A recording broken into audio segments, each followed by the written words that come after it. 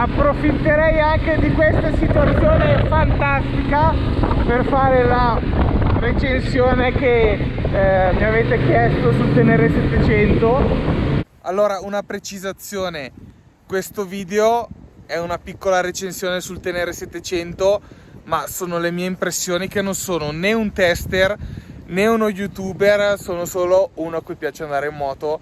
Non starò qua a parlarvi di tutti i dati tecnici, del peso, del serbatoio. Allora, prima cosa da dire sul Tenere 700, secondo me, è parlare del prezzo, perché a 10.000 euro non prendete niente, ragazzi. Parliamo sempre di una bicilindrica che ti permette di fare un po' di tutto, con un peso contenuto, una giusta cavalleria e soprattutto una bella estetica. Detto questo, però, ovviamente se una moto costa 10.000 euro non può essere paragonata a una da 20.000.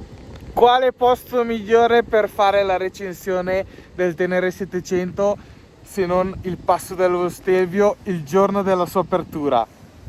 Penso che non ci sia un posto migliore. Quindi dai, parliamone un attimo. Secondo me è una delle moto più belle che c'è sul mercato ad oggi. Veramente una linea filante, bei colori, un musetto con i fari a LED davvero cattivo. Quindi dai, non gli manca niente a questa moto qua, non gli manca assolutamente niente. Una cosa che secondo me potevano fare in Yamaha, ma qua molti magari mi contraddiranno, molti magari no, trovo un po' limitante il fatto che la moto abbia ancora le camere d'aria. Avrei preferito avere i tubeless.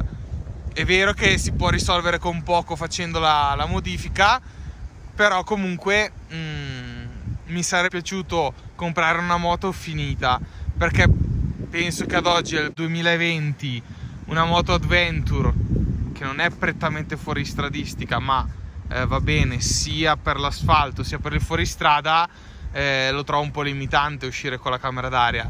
Vi dico, questa è la mia personalissima opinione e molti mi smentiranno probabilmente. È giunta l'ora di salire in sella per vedere due o tre cose.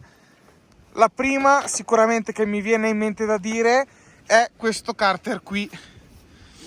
Essendo alto 1,85 m, 1,86 m, mi dà un pochino di fastidio quando sono seduto. In piedi non lo sentite, ma quando sono seduto mi va a dare un pochino di fastidio, lo sento sullo stinco.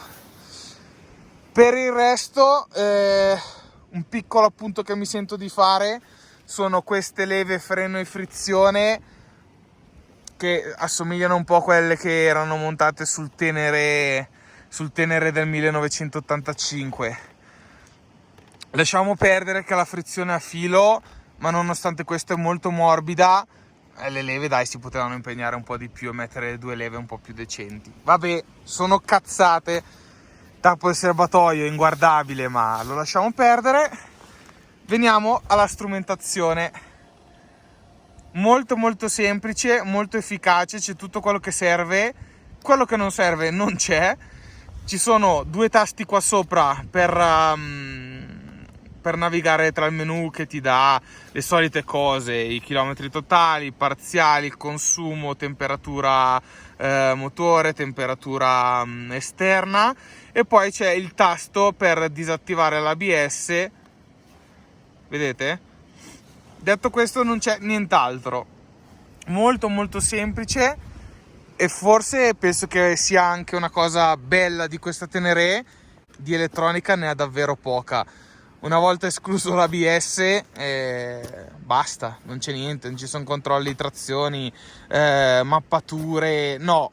Cioè, come vedete anche dal blocchetto, c'è proprio il minimo indispensabile, che è abbastanza, per carità, è abbastanza. C'è tutto quello che serve. E come sappiamo, quello che non c'è non si rompe. Quindi una volta saliti in sella, chi ha già avuto una giapponese, le vecchie Africa Twin, i vecchi Tenere, il Super Tenere sa di cosa parlo. La cosa bella è che secondo me saliti in sella ci si sente subito a proprio agio. È quella sensazione che queste moto riescono a darvi appena ci salite a bordo. La posizione subito comoda è azzeccata, non sapete di cosa parlo se avete già guidato una moto giapponese. Ditemi se anche voi la pensate così, perché magari mi sbaglio,